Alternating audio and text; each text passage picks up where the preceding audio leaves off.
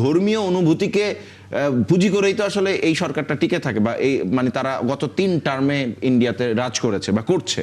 বাংলাদেশের ছোট ছোট ঘটনা ঘটবে, সেটা ইন্ডিয়াতে বড় আকারে ম্যাসিভলি তাদের মানে গদি মিডিয়া প্রচার করে যাবে। এবারে বিশ্বকাপের ম্যাচ অফিসিয়ালদের লিস্টটা দেখতে পেলাম, যেখানে আমাদের সৈকত এবং আমাদের কাজী সোহেল দুজন আম্পায়ার, তারা আসলে প্রতিনিধিত্ব করবেন বাংলাদেশের আইসিসির ইভেন্টে।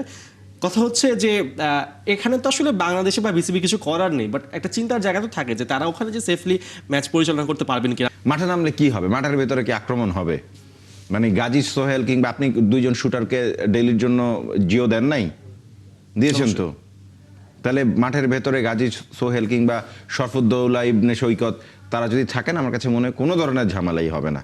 আবার ওপরে বাংলাদেশ ক্রিকেট দলও চাইলে খেলতে যেতে পারত, যদি প্রপার ওয়েতে নেগোসিয়েশনটা করা যেত, এটা ইগোর মধ্যে না ছড়িয়ে দিয়ে এটাকে যদি রাইট ওয়েতে টেবিল গেমটাকে ঠিকঠাক মতন খেলা যেত, তাহলে বাংলাদেশ দলও, হ্যাঁ আপনার কলকাতায় ইলেকশন আছে, রাজ্যসভা ইলেকশন, হিন্দুত্ববাদী রাজনীতি তো চলছে, বিজেপি চাবে তৃণমূল কংগ্রেসকে সেখানে পর্যুষ্ট করে ফেলা। এই কার্ডটা মানে এন্টি বাংলাদেশ, যেটা বাংলাদেশ এখন এন্টি ইন্ডিয়ান কার্ড আছে, ওরাও সেটা খেলার চেষ্টা করে।